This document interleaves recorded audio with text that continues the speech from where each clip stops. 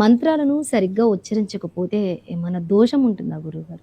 తప్పకుండా అమ్మా. ఎందుకంటే ఈరోజు రేపు సమాజంలో మనం చూస్తూ ఉన్నాము, చెప్పేవాళ్ల సంఖ్య అత్యధికం అయిపోయింది. కానీ శాస్త్ర ప్రమాణంగా చెప్పడం అనేటటువంటిది అత్యంత ముఖ్యమైనటువంటి విషయము.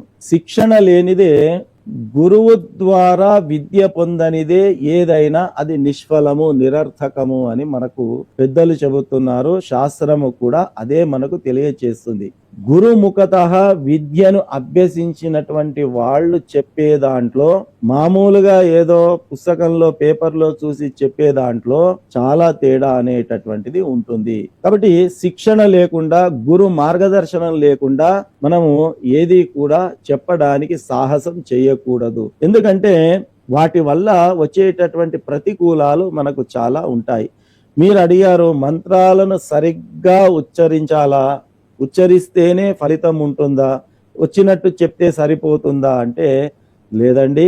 శాస్త్రం ఏం చెబుతుంది అంటే, మంత్రము అంటే మననాత్ త్రాయతే ఇది మంత్ర. ఆ మంత్రం అనేటటువంటిది మనము ఉచ్చరించేటటువంటి ప్రతి అక్షరములో ఉచ్చారణ దోషములు అనేటటువంటివి ఎట్టి పరిస్థితుల్లో ఉండకూడదు. ఈ మంత్రోచ్చరణలో సుమారుగా 8 రకాల తప్పిదములు చేసేటటువంటి అవకాశం ఉంటుంది. ఈ మంత్రాన్ని ఉచ్చరించేటప్పుడు ఏ రకమైనటువంటి తప్పిదాలు జరిగే అవకాశం ఉంటుంది అంటే, మొదటిది అభక్తి. అంటే గురువు గారు ఏదైతే చెబుతున్నారో ఆ చెప్పేదాన్ని భక్తియుక్తంగా మనస్ఫూర్తిగా శ్రవణం చేయకుండానే తిరిగి ఉచ్చరించడం అనేటటువంటిది ఇది అభక్తి దోషము కిందికి వస్తుంది.